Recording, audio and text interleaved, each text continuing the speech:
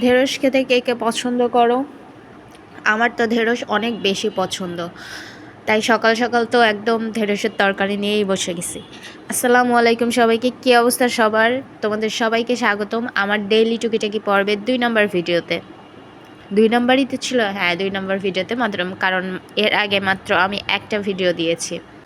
তো যাই হোক, শুধু ঢেঁড়স না, ঢেঁড়সটা রান্না করেছি হচ্ছে মসুরির ডাল দিয়ে, আর তার সাথে ছিল হচ্ছে ডিম ভুনা।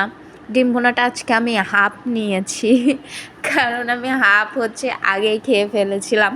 তারপর ডিরেক্টলি চলে গেলাম একদম সন্ধ্যাবেলাতে, কারণ আমি হচ্ছে সন্ধ্যাবেলা রান্না করি রেগুলার। দুপুরবেলা আমি রান্না করতে পারি না, কারণ আমার যেহেতু অফিস টাইম হচ্ছে সকাল 10টা থেকে শুরু হয়ে সন্ধ্যা পর্যন্ত অফিস টাইম চলে, ওই জন্য আমি রান্নাটা কখনোই দুপুরবেলা করতে পারি না, সন্ধ্যাবেলাই করতে হয়।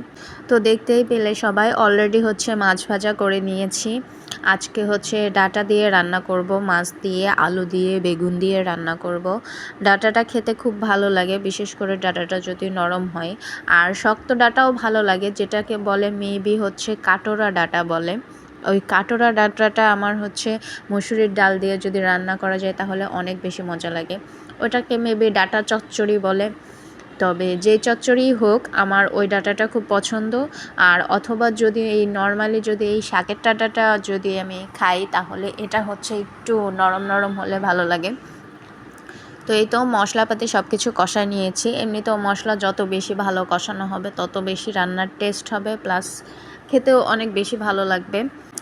তো মশলা কষানোর পরে যত তরকারি ছিল সব তরকারি তো দিয়ে দিলাম। দিয়ে দেওয়ার পরে এই যে নাড়াচাড়া ঘোটানোটো, আমাদের মেয়েদের এমনিতেও নাড়াচাড়া করতে একটু বেশি ভালো লাগে। মানে হাতা খুন্তি হাতে পেলাম কি না পেলাম, কড়াইতে শুরু একদম নাড়াচাড়া।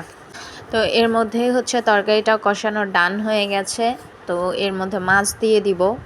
মাছ এখানে 2 রকমের মাছ আছে, বাটা মাছ আছে, আর তার সাথে হচ্ছে একটা মেবি বাঁশপাতা মাছ না কি যেন ওটাকে বলে, আমি নদীর মাছের নাম জানি না।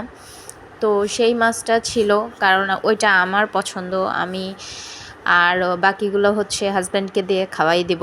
আর ওই মাছটা হচ্ছে সিঙ্গেল, ওই মাছটা দিয়ে আমার হচ্ছে 2 বেলা খাওয়া হয়ে যাবে। যেহেতু 2 পিস করা আছে, একটু বড় সাইজ তো মাঝখান থেকে কেটে দিয়েছি। এর মধ্যে তরকারিটা অলরেডি রান্না করা হয়ে গেছে। আর যথারীতি আমি তো রান্নার শেষে তো ভাজনা তো অবশ্যই দেব, জিরা ভাজনা, যেটা না দিলে আমার কাছে মনে হয় যে রান্নার টেস্ট বাড়ে না।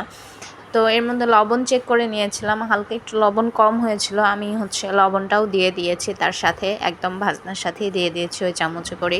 আজকের মতো আমার ভিডিও কমপ্লিট। আল্লাহ হাফেজ।